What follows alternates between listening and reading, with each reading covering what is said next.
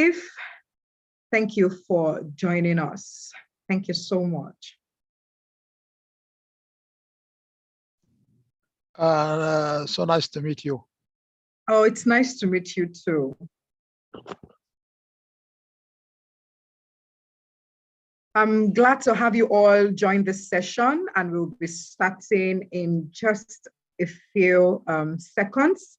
But before we start, I would like to welcome our speaker for today.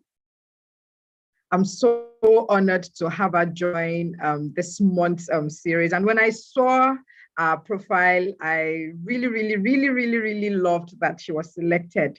We're supposed to have two speakers. You know, if you have seen the flyer for this month's series, you would have seen that we were supposed to have two speakers. But unfortunately, due to a health challenge, our first speaker would not be able to join us. But in spite of that, I'm glad that our second speaker has made herself available and will be assisting to answer and also make clarifications around the areas that we have spotlighted today. Our second speaker is the person of Abolade Oladipo. Abolade Oladipo, thank you so much, ma'am, for joining us and for allowing us to have you on this month's session. So we can see Ash, and you're so pretty too. Thank you. Thank you. I'm glad to be here. Oh, I'm Hi, glad everyone. to have you. Good morning. Thank you.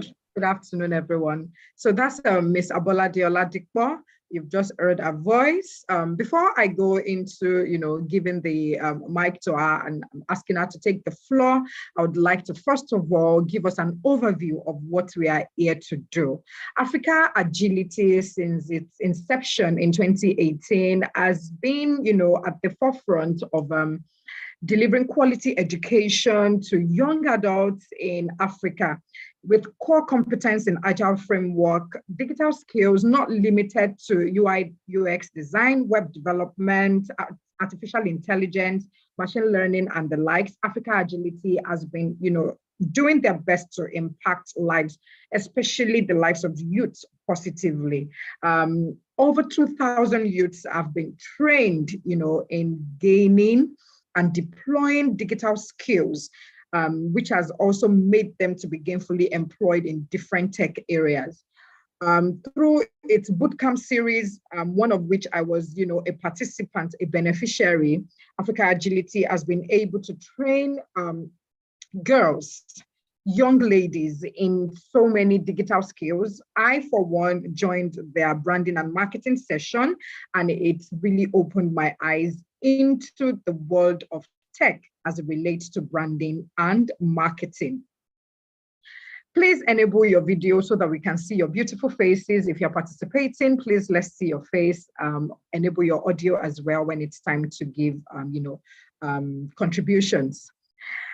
For this month, we are looking at the theme of thriving in the global tech industry. The tech industry is a wide one, and many people have so many conceptions about what the tech industry, is about, as well as how they can tap into the benefits and all of the things that positively accrue if you join or transition into tech. Tech industry is majorly focused on innovation, creation, and growth, which has made tech skills one of the most in-demand skills around the world. The industry is incredibly broad, which makes it attractive to a large number of people coming from different disciplines. The Africa tech system and ecosystem has grown exponentially since 2001, with capital investments hitting all-time highs. A key feature of this growth is the tech talent development and the empowerment of female startup leaders and developers. A 2018 study comparing tech ecosystems and entrepreneurial activities in India and Kenya shows that mentorship and dense tech ecosystem influence the success and growth of almost every part of the human life, including educational and professional achievements. The purpose of this webinar is to provide valuable information and advice on how tech talent can develop their personal brand, in order to access the global tech jobs. 4 focus areas that will be discussed in this particular event include: 1, the power of developing a personal brand. Also, we'll be looking at accessing global tech jobs from Africa.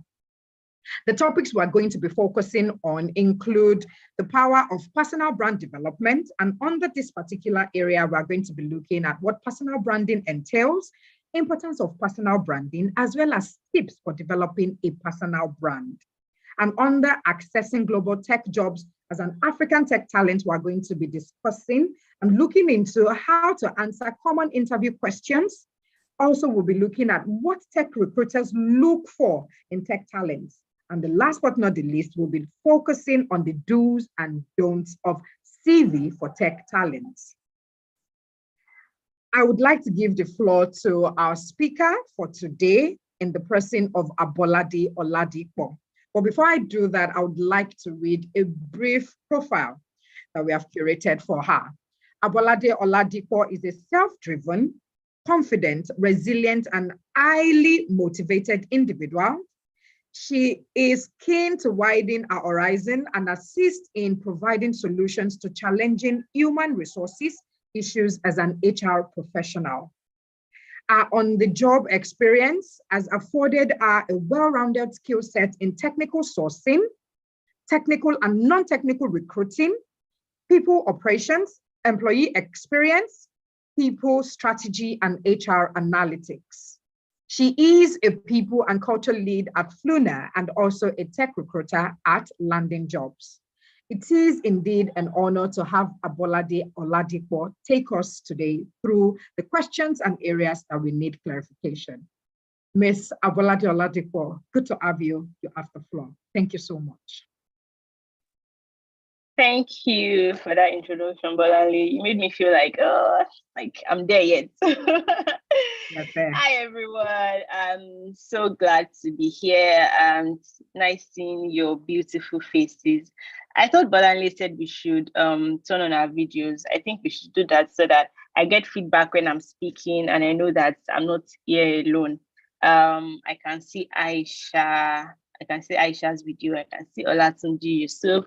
Everybody, thank you so much for being here. So I would just jump into the conversation for today. Like Bolanle said, I'll be speaking on accessing global tech jobs as an African talent. So I had prepared some slides. Can I share my screen, Bolanle? Do I have the permission? Yes, you can. Yes, you can. Please share your screen. Would love to have it. All right. Doing that already. Can you see my screen? Yes, we can. Okay. Amazing. Okay. So like I said today that, like I said earlier that today we'll be speaking on accessing global tech jobs as an African talent. So what that basically means is that, you know, we want to have the opportunity to work with foreign companies as an African. You know, we want to gain international work experience and recognitions. We want to be able to build professional networks and all of that. So that's what we'll be talking about today. So a brief introduction about me. I know Bolanle has shared a couple of things about me, but I would also share some things that she probably does not know as well. So my name is Abolade Oladipo. People call me Bolade. You can call me Bolade as well. I'm a graduate of Obafemi Awolowo University, where I studied food science and technology before transitioning into HR and tech recruitment. So what I do now, currently, I work in tech recruitment, people operations, and people strategy. So of all the areas of human resources that we have, I've been able to create a niche for myself based on the things I personally enjoy to do, and that is tech recruitment, people operations, people strategy, and a bit of people analytics as well. And some fun facts about me is that I'm very hands-on. I mean, I try out so many things. I try out different things. How to make hair, how to sew, how to cook, different things that sometimes I feel like I'm a superwoman, but I'm taking it easy on myself. And my superpower is multitasking. I'm very good at juggling things. So it's very important to know yourself. So I know that about me, and I'm putting it to good use as much as I can. And I'm also going to tell you some more information about me that you probably do not want to know, but I'll tell you regardless. I'm a driving school dropout. I'm a swimming school dropout, and I'm a gym dropout as well. I think you shouldn't ask me too much questions. Maybe after the session, we can revisit that. All right, enough discussion about who I am, and let's focus on today's agenda. I'm trying to, one sec. Okay, now I can see my screen.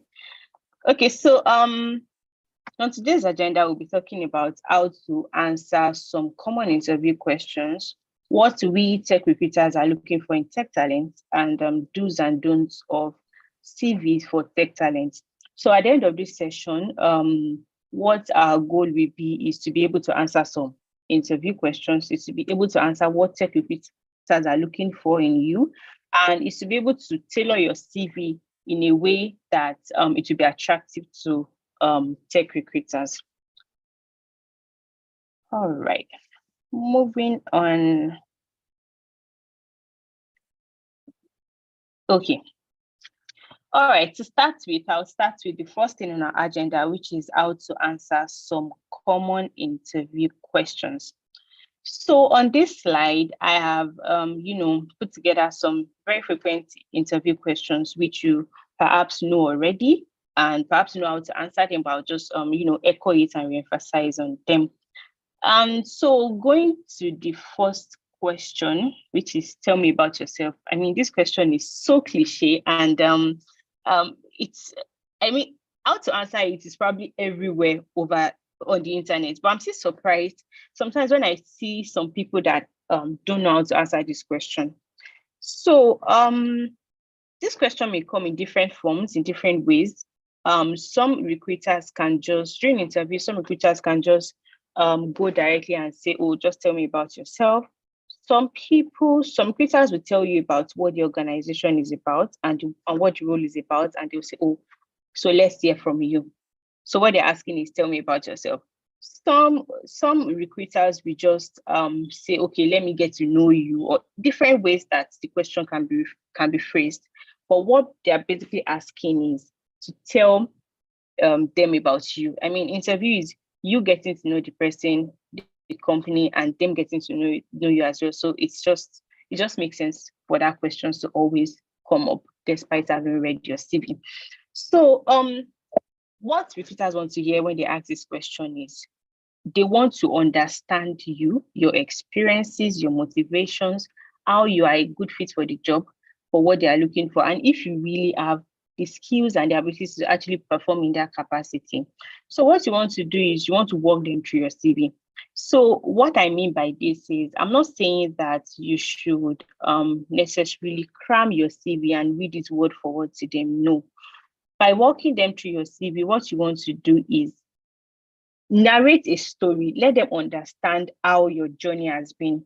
For example, if they ask me to tell me about yourself, I would let them know that, oh, my background is in food science and not in human resources. I mean, that's an interesting thing a recruiter would want to know. They want to know why I transitioned into human resources, why human resources. And it will just answer a lot of questions that they may want to ask you after that. So you want to walk them through your CV. You want to tell them your experiences for different organizations. If you've worked for different organizations, you want to tell them what you did in that organization and how you contributed to the success of the organization. So if you just don't want to say, oh, I'm a graduate of this, I worked with this and this and that. So for the different organizations, what did you do? How did your role impact the organization? And you should also show that you are a team player, in the sense that in interviews, some candidates make use of the pronoun I a lot. I'm like, okay, so is there any was there any point whereby you worked with a team and it's a we thing, not I thing? And so you should find a way to balance it. So while saying that, oh, we worked on this, you should also say, oh, I worked on this as well, to show that this was your own contribution to that project. Yes. And I mean, after you you, like by answering these questions, I think candidates and recruiters and hiring managers already know if they want to hire you or not. It's that simple. I mean, all right, moving on to the next question is, why should we hire you? Some people on Twitter and on social media will say, I'll say different memes that they will say, why should we hire you? Because there is a vacancy, or because I'm looking for jobs. But anyway, if you want to correctly answer this question, why should we hire you? What you want to do is to position yourself as a problem solver. And what does that mean? What that means is that why are organizations looking for publishing a vacancy and looking for somebody to fill that role? Is because there is a gap they are looking to fill. There's a problem they are looking to solve. So if there's no problem to solve, if there's no gap to fill, what they are not going to hire, or they are not going to publish a vacancy. So what you want to do is to position yourself as a problem solver. And how you can do that is that what I advise people to do is, before going for any interview, it is very vital for you to read about the organization, read about the role, read the JD, and already see yourself in that role and how you can contribute to the success of the organization. For example, if you're interviewing for a UI UX design job, for example, the organization, I expect you to do some research, check their website, check any information you can find online, see how their website is. You can even notice some faults in their stars and say, okay, when I checked your website, I saw that this was not correctly placed. I mean, if you hire me, this and this and that, something as easy as that. You should also reach out to people on LinkedIn from that organization to really understand, because there's some information that you can't see online. But I mean, if you message people on LinkedIn, they may, a number of people will respond, if not all. So another thing you want to do is to highlight the project or accomplishment that you're particularly proud of that is linked to that job. Perhaps they're even having that same challenge, and they know that good. When this person comes aboard, this person will be able to solve that problem. And another thing you should do is to highlight your strengths. Okay, I'm a multitasker. I'm a go-getter. I strongly believe in ownership of tasks. I like to see things through to the end and all of that. That just makes you stand out amongst other candidates. And some other questions that you may want to prepare for is, what inspired you to pursue a career in tech, most especially as an entry-level candidate, and as somebody that probably did not study anything relating to tech. You want to prepare for that question as well, just in case it may come up. And okay, sorry, as I'm speaking, if you have any questions, please drop it in the chat box so that after the session, I can just go through it and then answer your questions, or you can just write it down and then we have the conversation after. Okay, back to what I was saying. Another question that you may want to prepare for is, what are your strengths and weaknesses? This question is is all over the place. I mean, interviewers and recruiters don't even ask that question again, but just in case it comes up, you should prepare for the unexpected. You should also prepare for it. And how you may want to answer this question is, what are your strengths or weakness? You don't want to mention a weakness that you are not actively working to solve. So there are different weaknesses that I've seen people mention during interviews. Some people say, oh, I can be very forgetful. So because of that, I make use of calendars a lot. Because of that, I make use of notes and notepads a lot, and all of those. Personally, if they ask me, I would say that I most times when there's like a looming deadline, I tend to like overwork myself and I may get burnt out, which is not good for anybody. So as much as possible, I've been trying to delegate as much as possible, take it easy on myself, really. So that could be a weakness, and just think about it and look for how you can communicate it, and then look for a solution for it by yourself. And another question you may want to prepare for is, what are your long-term career goals? They just want to know how you what plans and what strategy you have for yourself, that you've drawn up for yourself in the long term. Yep. So moving on to the next slide. Not sure why this thing is hanging.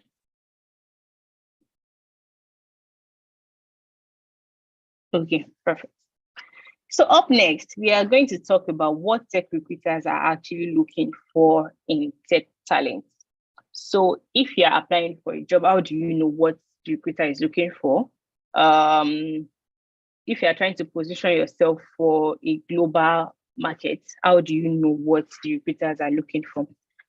All right, so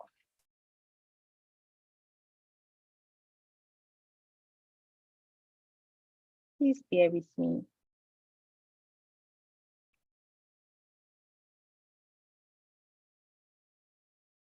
Okay, perfect. So the number one thing that every recruiter is looking for in tech talent is technical knowledge and skills above all other things. I mean, this is not like a communication role that I want to know how you communicate. So I want to know how you can create slides, or I want to know how you can come up with a strategy and everything. No, what's the number one thing that makes up about, if not up to 70% of what we are looking for, is technical knowledge and skills. I want to know if you are able to do the job. If you say you are a backend person, you can write PHP, you can write Python. I want to be able to know if you can do the job. So that is number one thing that we are looking for. Just have it at back of your mind. And how you can do that is by making your CV easy to read, making your CV already communicate with us that you can do the job. And moving on to the next bullet point I have, how you can do it is by highlighting your past projects. If you say you can do this, then show me, let me see that you can actually do it. I'll cite an example of somebody that reached out to me recently that said he has a younger sister that is looking for a product design internship role, UI UX design. So I was like, oh, sure, no problem. Just send me the person's portfolio. Let me see in case I have anything, if anything comes up. Then he goes and says, oh, she doesn't have a portfolio yet. She's just an intern looking to learn. While that is arguable, I think that if you are an intern and you are looking to get internship opportunities, you should have done some groundwork on by yourself. That 1001 resources online on YouTube, and thankfully, organizations of Africa Agility are giving people the opportunity to learn, build a portfolio, and prepare themselves for their next big thing, for internship, for jobs, and all of that. So you can't say you're looking for an internship role and you don't even have anything to show for it. If you are a front-end person, just take on projects for yourself, learn, sit down and learn on your own. I'm going to compare this with someone else that reached out to me, and this person is even an undergraduate, I think maybe 300 level, 400 level IT. And he also is trying to change career path into product design. And he sent me his portfolio. If I'm not mistaken, he has about 6 projects already in his portfolio. So I can already see that, oh, this person is motivated and can do the job, because what's it called? Engineers and all these tech guys these days, they don't even have the bandwidth to start teaching people from the scratch. So you also have to do the work on your own if you know that you want to get a job, and if you know that you want them to see that you can actually make their life easier, because that's what internship is about. As much as you are learning, they are also looking for somebody that can make their life easier as well if the workload is too much. So that's what we are looking for. We want to see your past projects. We want to see that you are able to perform in that capacity. And another thing that we are also looking for is communication skills.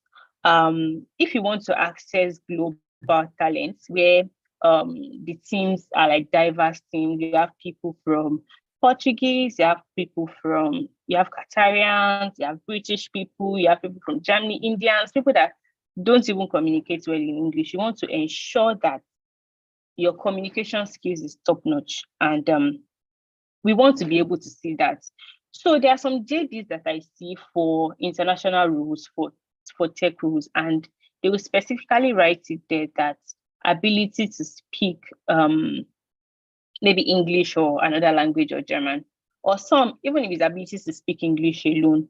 So if I'm on LinkedIn and I'm adopting for such role, no matter how good your technical and you've highlighted your technical skill and everything, I want to be able to see that language that has English and your proficiency, because I don't want to waste my time to eventually reach out to you. And at the end of the day, I see that, oh, you're not even fluent in English. So I'm looking for that communication skills that, oh, you wrote it there that, oh, I can communicate fluently. My proficiency is full professional proficiency in English and all of that. So we are looking for that as well. And we are also looking for problem-solving skills. Where we can find it is during interviews, during your first interview with us, screening interview or technical interview, you can let us know that a problem solver, the challenges you faced in the past, and how you're able to overcome the challenge and all of that. We are also very interested in knowing that as well. And another thing that we are looking for is teamwork. You would agree with me that that tech teams work together a lot, like they're really closely knit, that they work together a lot. So if somebody on the team drops the ball, it can affect the entire team. I mean, your output is someone else's input. So we want to be able to see that you have a team spirit, and you won't come to the team and eventually cause chaos. We want to be able to see that as well. And we can't see that on your CV. Where we can see that is during your interview with us. You should be able to highlight that as well. And another thing that interests us is the willingness to learn new skills and the willingness to be adaptable, especially when you're working with people from different cultural backgrounds, different regions. For someone like me, I've worked with some Indians, and there are some of them that have like really strong, really strong accents. So you want to be able to show that, okay, you can listen to them and try to process what they are trying to say. That is adjusting, that is being adaptable to whatever comes, and then time zone difference and all of that. And then willingness to learn, very important as well. In the sense that for example, if an organization, if your tech team lead comes tomorrow and says, oh, we want to change the direction in which we are doing this, maybe this language, something like that, we want to be able to see that, oh, you want to take on new projects, are willing to learn, and things like that. And then very importantly, another thing that we are looking for is to understand the developer persona, to be able to match it with the job description and the job role. So what persona means is that persona are like behaviors and motivations and preferences of candidates. And what that allows us to do is that it gives us better understanding of who the candidate is, and it helps us to be able to help the candidates. And it also helps us to ensure that people stay in our organization. And so just for that breakdown, what this developer persona is. So we have what we call candidates persona. That's generally for everybody. And we have developer persona for software engineers, tech people, tech talents, and all of that. So there are different types of developer persona. So I'm just trying to break down as much as possible, so you can try to think about it and fit yourself into the kind of persona that you think you are. So for example, to start with, we have the crafter. So what the crafter does is that there are people with very high coding standards. They like to maintain a very, very well polished code, in the sense that they take their time to code. Like, you'd hardly ever find any error in their code. And if you look at it, you already understand their code base. And we have the maker. So for makers, they have low coding standards, but they are really, really fast. So they are very important when you are looking to launch a project whereby it is very short term, and you just want to roll out as soon as possible, and you're not really interested in how clean the code is, and you just want to execute. So these developers are those people. We call them the makers. And we also have the builders. So the builders are people that making something new excites them, like taking on new projects and all of that. So if the role I'm hiring for is like a new project, I want to find somebody that is a maker, that's something like startup excites them, making something new excites them, as opposed to somebody that is a maintainer that prefers maintaining software that already exists. So these are the things that may not be out there, but we scout for and we look for in candidates to ensure that they match the job description and the role. And I think the last category is the all-rounder and the specialist. So all-rounder in the sense that people that have like a wider scope, low knowledge of each stack. For example, full stack engineers, they know a lot of things, different this and that one, front end, back end, different languages. And we have specialists that they have a narrow scope, deep knowledge. Oh, I'm just a React engineer, I'm a Node.js engineer. So you see some job descriptions that we say, oh, they want a full stack engineer. So they can say full stack knowledge of this one preferred. That means they want somebody that is an all-rounder. Some will specifically say, oh, they won't just say, I want a back-end engineer. They will say, I want a PHP engineer. So that's to show that is what they're looking for. A full stack person will not be able to perform in that capacity. So we also look for that as well when we are sourcing and then when we are trying to fill a vacancy. I hope we are still there. Can someone unmute their mic and just let me know that I'm not just speaking to myself? Yes. Yes. Yes. Thank you. Okay. Awesome.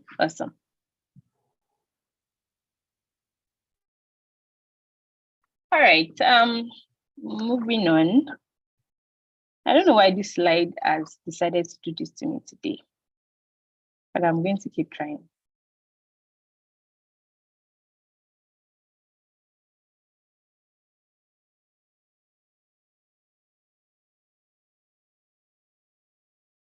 Okay.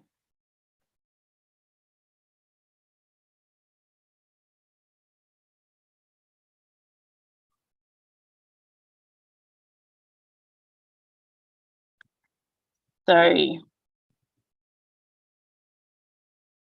My apologies. Thank you so much. While Ms. Abolade deals with, getting our slides up to date so that we can proceed, I would like to appreciate all the participants that have joined us today. Thank you so much. Please do not forget to drop any question or area of concentration or area of clarification that you would like our speaker to focus on as soon as she's done. For anyone looking to join the tech world, this is the right time to ask questions about what you need to do to position yourself properly for that tech industry. So we would like to have your questions in the chat box so that as soon as Ms. Abolade is done with her presentation, she will be able to take, one or two questions before we are done with today's session and this month's series. Thank you so much. I'm already seeing questions in the chat box and I'm taking note of them. So Ms. Abolade, are we okay to go back to your, oh yes, I can see. Yes, the last part, do's and don'ts, of CVs for tech talents. Yeah. All right, let's have you back on. Thank you so much. Thank you, Bolanle. All right, moving on to the last thing we have on today's agenda. That's do's and don'ts of CVs for tech talents, particularly for tech talents. So I'm going to start with the do's and then I'll move to the don'ts. So yeah, there are some things that you probably may have heard before, but it's just very essential to highlight them again. All right. So first on the list here is that you should use a clear, concise language to describe your skills and experience. Okay, so what that means is you want to tailor your CV in such a way that it is clear for even non-tech recruiters to be able to understand it, such that even me as a social media manager, even if I don't understand the jargon that you've written, I'm able to understand what exactly you do in a particular organization. I don't know if that is clear. So what you want to be able to, for anybody to see your CV and just really understand the skills and the experiences, so that your CV is just not all over the place. You want to be able to you want to use fonts that are easy to read and align and place your CV in such a way that it is easy to read. I don't know if I'm really communicating, but I think you understand it. Yes. So another thing you want to do is to tailor your CV to the specific job you're applying for. Remember I said earlier that there are some times that a job will actually require you to, as a full stack engineer, that, oh, I'm looking for a full stack engineer, which is fine. But if you're a full stack engineer and a job is requesting to hire a React engineer, so what you want to do is tailor your CV to that React language or to that stack, to just let the request so that they can reach out to you. So you want to tailor your CV to the specific job that you are applying for. Another thing you want to do is make your CV easier to scan. And an average time for a recruiter to scan a CV is maybe a minute, if not, I don't think it's up to 2 minutes. So we just scan the CV, look at what we are looking for. Okay, this person, because there are a lot of CVs and there's no time. There are a lot of CVs to scan. So you want to make your CV easy to read and scan, such that you're already giving me the things I'm looking for without having to read through the long paragraphs. Use bullet points, make it understandable, tailor it to the specific job you're applying for. And you should also include relevant technical skills and programming languages that you have experience with. Like I said earlier, even if you're a full stack engineer, definitely don't know all the languages, you want to include the relevant skills that you have experience with. If that's why you should understand the JD very well. If a JD says they're looking for a Symfony engineer, but the person should also have experience with Node.js, PHP, you want to highlight those things because there will be a side-to-side match. Okay.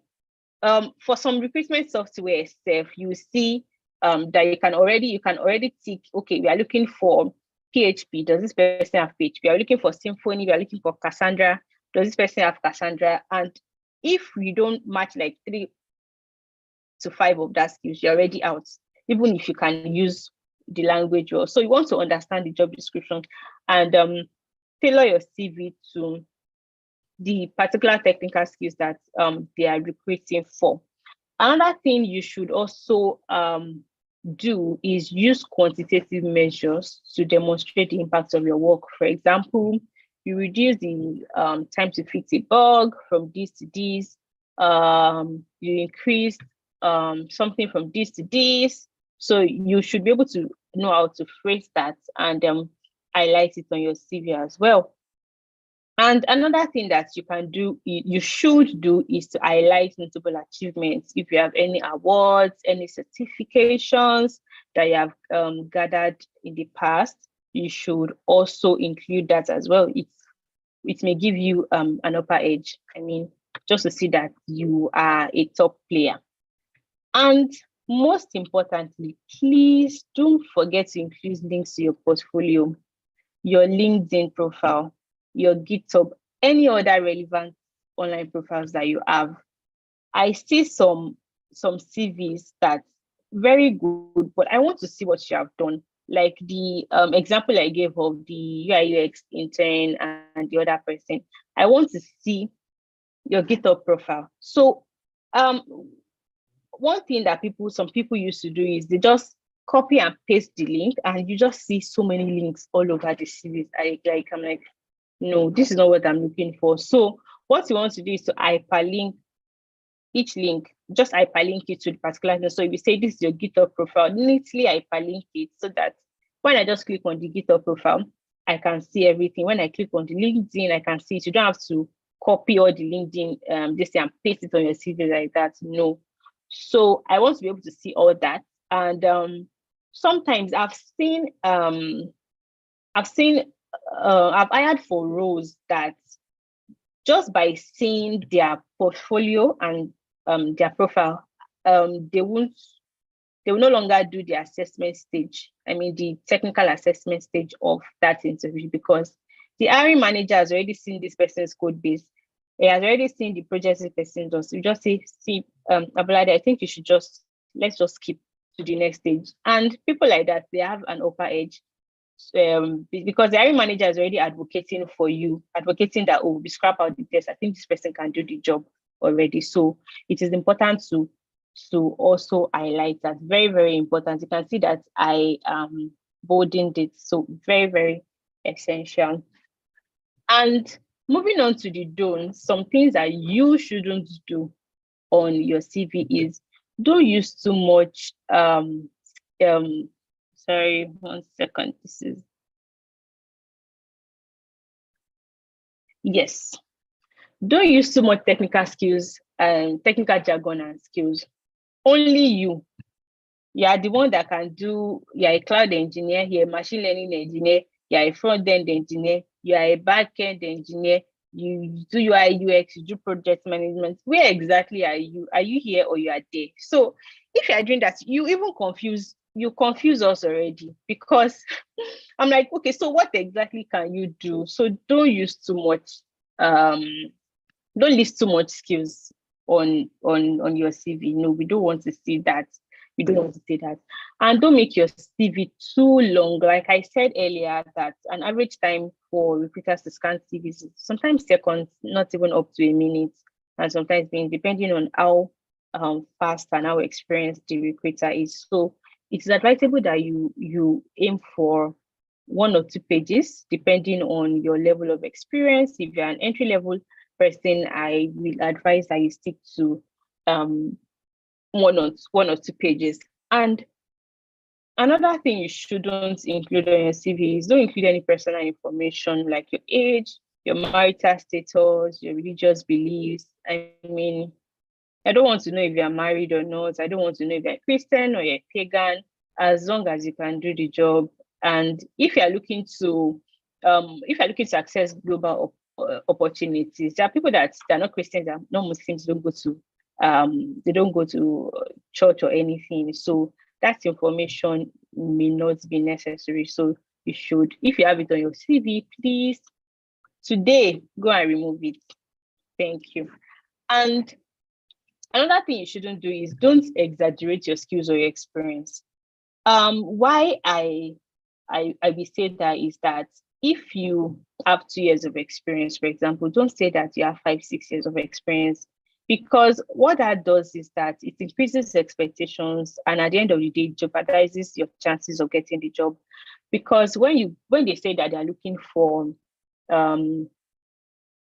somebody that has 5+ years of experience, and as a one year or 1+ year candidates that is into that field, they're applying for that kind of role, and you've already lied on your CV that so you have 5 years of experience and everything, you perfected your CV, and eventually they call you for the interview.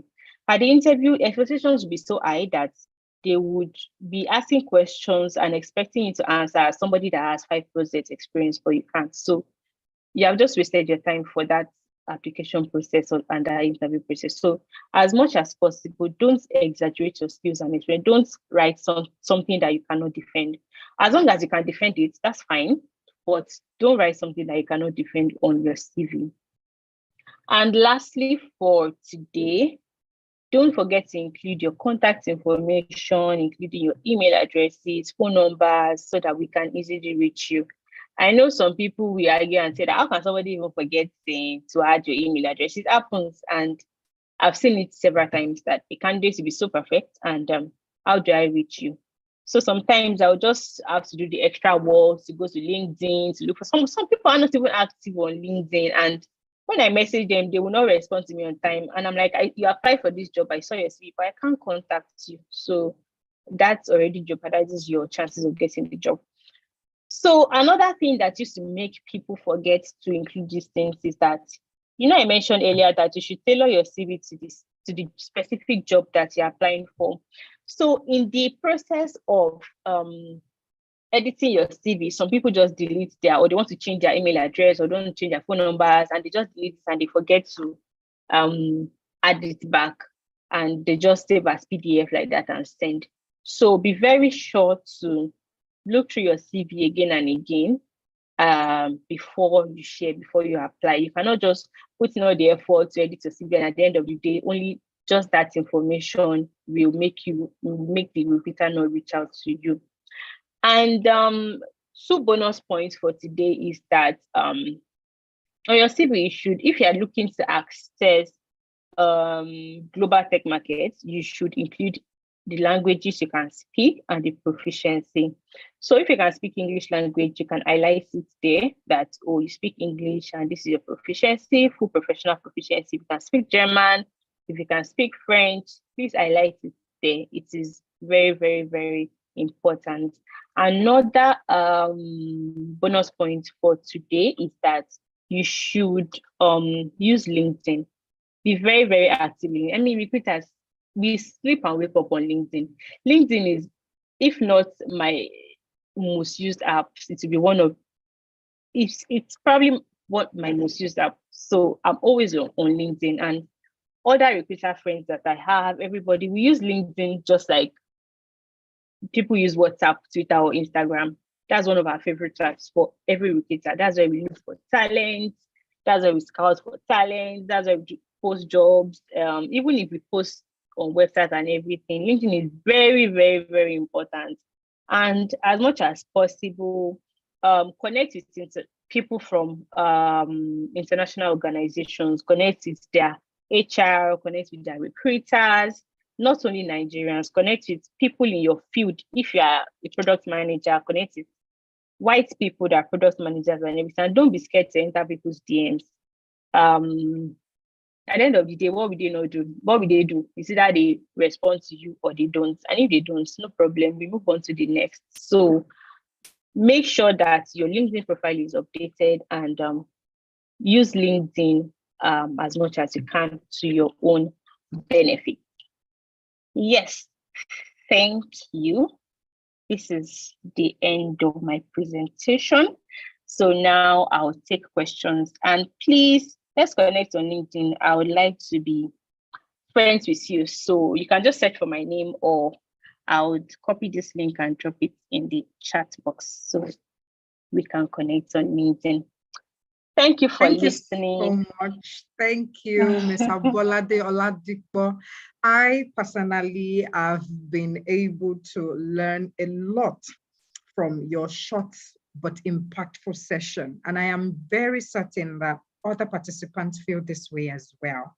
The tech industry for us that we are trying to pivot, looks a bit bogus. It is not the world that many of us are used to, and we are not also very familiar with how to position ourselves for, tech jobs. So, but this particular session has clarified some gray areas. Your session has covered the do's and don'ts of what our CVs should look like and what it shouldn't look like and contain. You have also been able to talk to us about how to answer basic, questions that tech recruiters can have. You've been able to also tell us how to highlight our strengths and weaknesses if asked, about this. But while you were speaking, some people dropped some questions, in the chat box, and I've been able to highlight some. Of course, I think you touched on answering some of these questions. So I'm just going to, pick two questions that I think maybe you should be able to help us provide answers to. One of these questions, is being asked by a tech newbie. This person is new to the tech industry and she wants to know how to go about writing a professional summary. So I don't know if you have an answer for that. She would, because, as a tech newbie, our professional experiences are quite limited, but it may be required, on our CV. Yeah. So how do we go about writing a professional summary? That's one of the questions. Also, Mr. Yusuf, a participant, asked if it is important to highlight your community participation. If you are somebody who participates in their community, how important is this and what advantage does this give you, if you highlight your level of participation in the community? The third question that I think, maybe you can just use to round up is the availability of tech jobs for Scrum Masters in Nigeria. Mm-hmm. Because somebody seems to be concerned that they have the opinion that, tech jobs are not very many for Scrum Masters, but you can just help us to clarify that. Should, in case we are unable to touch on all questions, Ms. Abolade has posted a link, to LinkedIn on the chat box. Moi has also helped us to, repost this. So if you are here, please help. If your question is not being, handled, kindly reach out to. I think we are free to reach out to you, with personal questions on you. Thank you so much. So can you just do your best to answer some of the questions that we have highlighted? Thank you so much. Okay. So I will start with the last question because that's very fresh in my head. So the question is that what, if I'm right, what are the opportunities available for Scrum Masters in Nigeria? Yes. Particularly in Nigeria, not foreign organizations.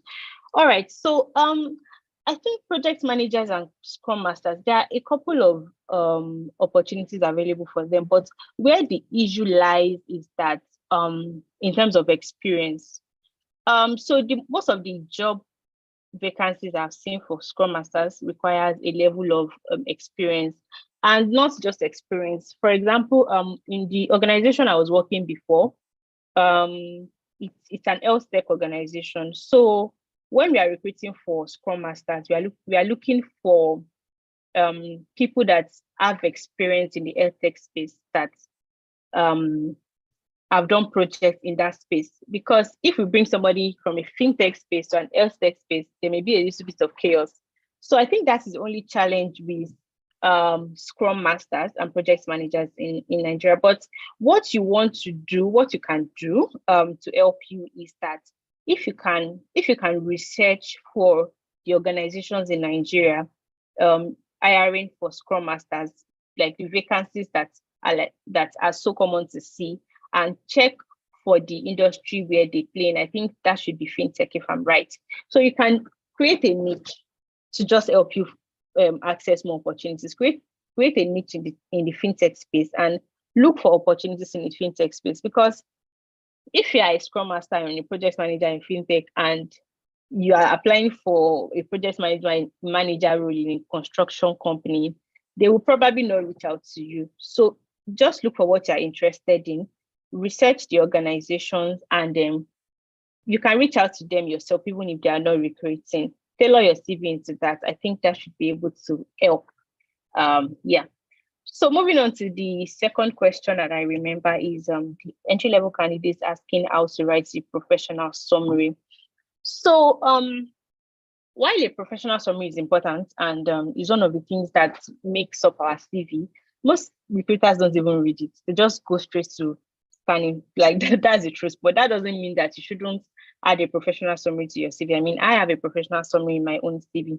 So what you want to write in your professional CV is what you are willing to learn, what you have learned in the past, and how you are willing to impact the organization with your skill.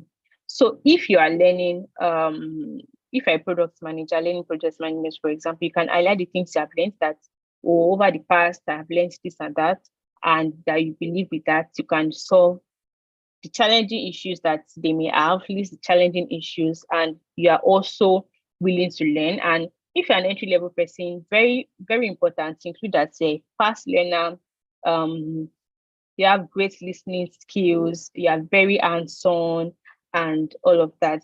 I think with these few points, if you pick one or two things, you should be able to write a 2 or 3 lines professional summary that should help you. Yes. So the second question, which is the third question I'm answering. Yes, it's about how important is it to highlight your participation in community development?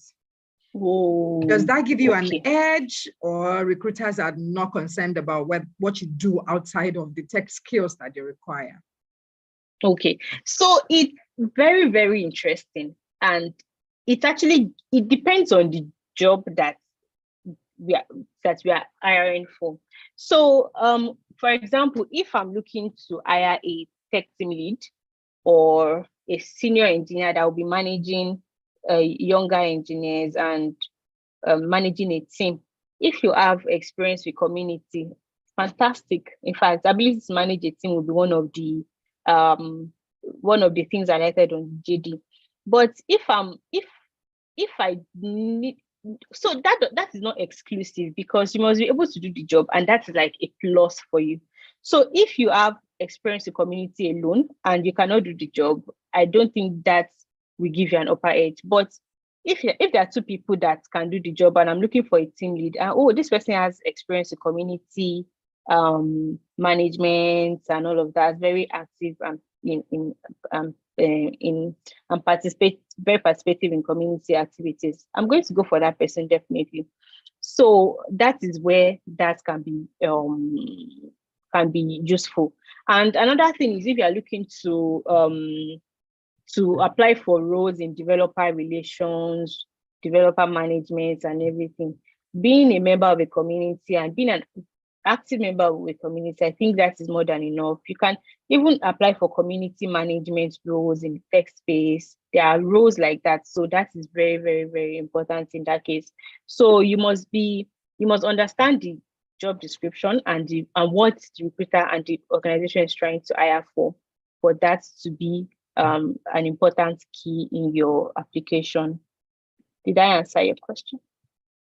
You have been able to answer it. Thank you so much, Ms. Abolade. So this particular question is the last question we are taking, and I would like you, because it relates to you. You mentioned, your ability to multitask, and a particular participant asked that, how do you stay productive while multitasking? Because when you're highlighting that you can do a lot of things at the same time, she's worried, how then are you able to achieve so much? Or how are you able to stay productive while multitasking? So this is the last question for today. Thank you so much. Very, very interesting question. So being able to multitask, I used to say, is a superpower, because there are different things, there are different skills that I say is superpowers. For example, ability to articulate your thoughts. Some people are very good, but they can't articulate their thoughts. So multitasking is just like that too. So it may not come easy for some people. So you must understand who you are. For someone like me, like I can be working and I can be cooking at the same time, replying to messages at the same time, and I'll be fine. But when things like that happen to some people, they just become overwhelmed and they become overworked. So that is what I mean by multitasking. So not everybody can do it. So you must understand who you are as a person. So if you think you can juggle 2-3 things together, fine, you're a great multitasker, and it's very, very good, because especially when you're working in a startup that everything is urgent and pressing, startup culture now, everything is ASAP here and there. So it will be a very good skill that you can sell if you are looking to work in a startup. But if you're not a multitasker, it's fine. Some people prefer to focus on a particular task at a particular time and they move to the next one, whatever works for you, really. So that's what I mean by multitasking.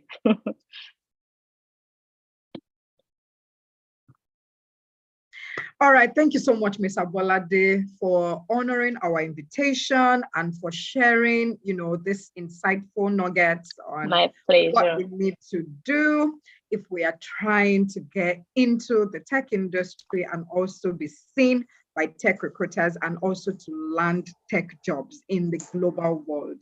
I, for one, have gained, new insights, and I am definitely going to be following you on LinkedIn I'm sure that some other participants are already doing that as well. I would take this opportunity to say once again that we are appreciative of your time, appreciative of your knowledge. I would also like to thank all our participants. Without you guys, we would not be able to say that we have been successful in putting together this webinar for this month. And our appreciation from Africa Agility goes to you. I would also like to thank the brains behind Africa Agility. First, our founder, Anu Gopal. Thank you so much for having this initiative and birthing this particular dream. I would also like to take into consideration Mr. Kumbi Black. He unfortunately was not, able to join us today. He's our regional head of growth and operations. I would want to appreciate them as well as other team members behind this particular webinar series. Once again, thank you all for joining us. We have come to the end of this month's series. It would be good and lovely to have you join us next time we put together something like this. And don't forget to join LinkedIn, create a profile for yourself and also follow our speaker for today, Ms. Abolade. Thank you so much, Ms. Abolade Oladipo. We are appreciative of your time once again. Thank you, thank you, thank you, thank you, thank you. All right, this is where we shut, our door temporarily for this month's series. Thank you all so much for joining us. We are appreciative. Thank you, thank you, thank you. Ms. Abolade, you are so warm and you speak and you feel so relatable. I'm appreciative of your person. Yeah, thank you so much.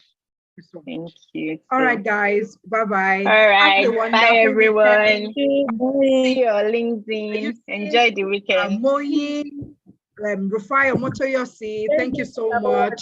Benevera Glover, thank you so much. I'm grateful that you have joined us. Thank you so much.